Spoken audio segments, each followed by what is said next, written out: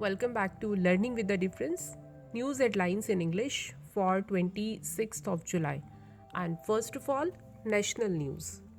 Global leaders congratulated India's new president, Droupadi Murmu. Droupadi Murmu is India's first tribal president and second woman in the post. 12-story tower under PM scheme built in 96 days in Navi, Mumbai. Opposition kept their political interest above country, says PM Modi. 4 Congress MPs suspended from Lok Sabha for entire session after protest. Don't support corruption. Mamata Banerjee after Bengal minister's arrest. Rajya Sabha seat governorship for UP to rupees 100 crore CBI burst racket. Government warned Apple Watch users in India of multiple high severity vulnerabilities. And now some international news. China issued extreme heat alert for almost 70 cities, temperature set to cross 40 degrees Celsius mark. Destroyed 50 Russian ammunition depots using HIMARS Ukraine. Japan confirmed country's first Monkeypox case.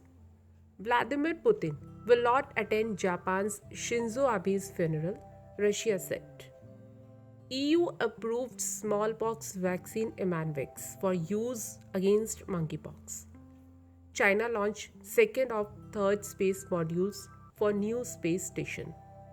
And now news related to business. Sensex Nifty paused 6-day winning run. Energy, auto stocks dragged. RBI correct to use Forex reserves to help Rupee, economic advisor. For first time in 3 years, Centre refused to extend tax return deadline.